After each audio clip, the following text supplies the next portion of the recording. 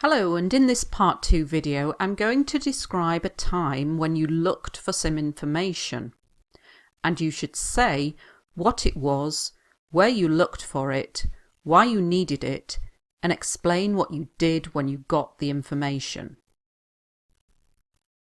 I have decided to talk about the time I looked for information about hotels in Seoul.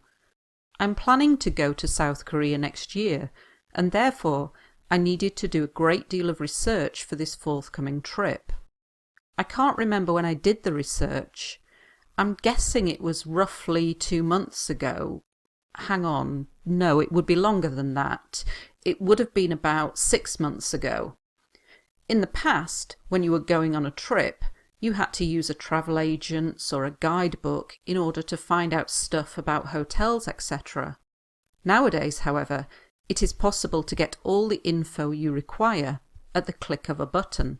Having never been to Seoul before, I found the amount of information quite overwhelming.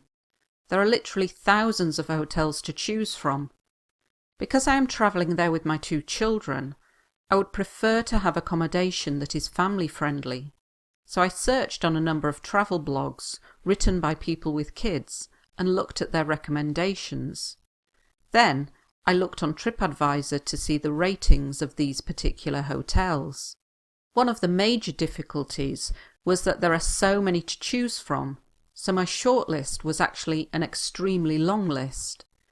There are a number of factors to take into account, such as location and cost, so I did quite a lot of detailed research comparing prices and locations. I know I sound like a geek, but I made an Excel spreadsheet with all the information, and then I was able to compare them better. Eventually, after hours and hours of research, I finally booked a hotel, and now I can start planning the other details of the trip, such as the day trips, etc. The internet is an amazing resource, and I'm grateful to be able to read reviews before making a booking. However, it is an incredibly time-consuming activity for a person like me who is a perfectionist and likes every detail to be perfect. Okay, so let's take a look at some of the language used here. I spent a long time thinking of what to choose in terms of the information I was looking for, and I thought a hotel was the best one to do because most people could talk about booking a hotel. You don't have to use Seoul and South Korea. You can use a different country that you may be planning to go to in the future. And even if you're not planning to go anywhere, just imagine that you are.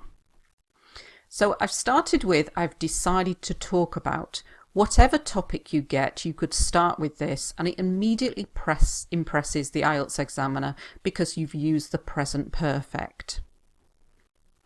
Then I've switched to I am planning to go to, because here you've got some present continuous used for future. A great deal of research. Research is uncountable, so we need to say things like a lot of research, but this is a little bit more complex. A great deal of research.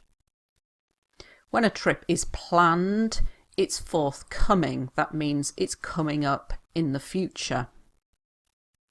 And these next few sentences I've put in because I wanted to use good grammar and good discourse markers, and you can use this sentence for any topic which is about describe a time.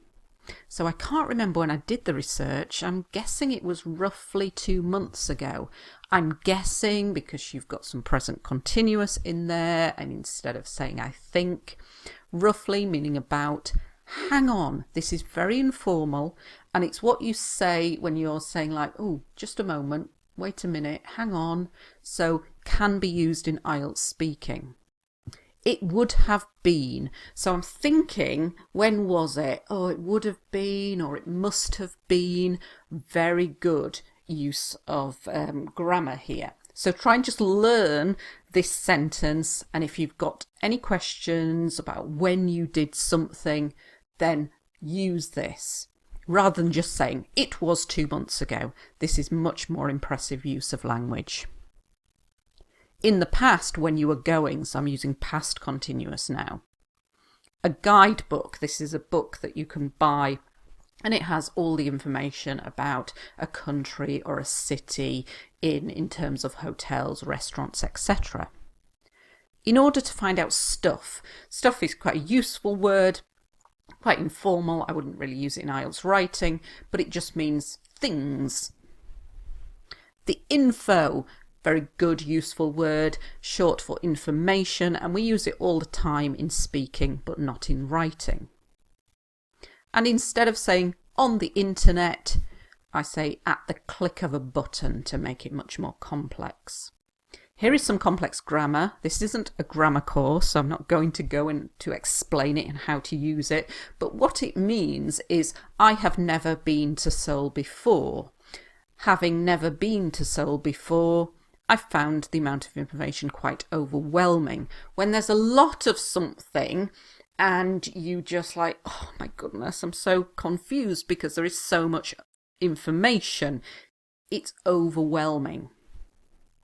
There are literally thousands of hotels to choose from. English people have started using literally wrongly, but it's now been accepted that we can use it in this way. And we're using it here to mean really lots of them. There are loads and loads of them. Present continuous, again, I've used quite a range of tenses in this answer.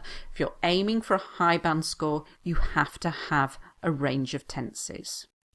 Family friendly, obvious what it means, but not a lot of people use it, so suitable for families. Travel blogs. These are websites where people write about their experiences while travelling. Here we've got some good use of grammar. It's a reduced relative clause, so instead of saying which were written or which are written, just written by. Recommendations, whatever people recommend.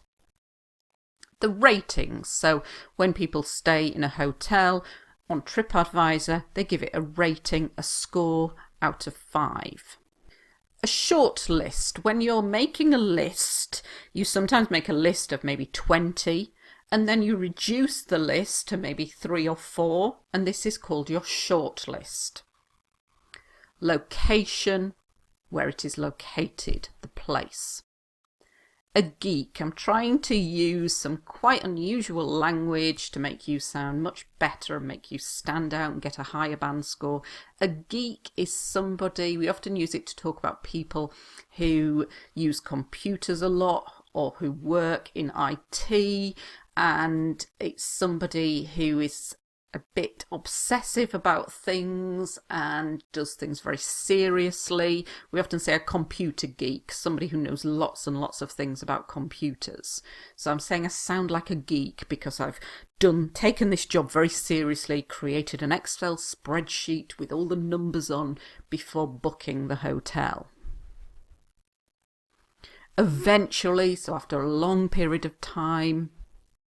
The internet is an amazing resource, so it's something that you can use when we call books are a resource, the internet is a resource.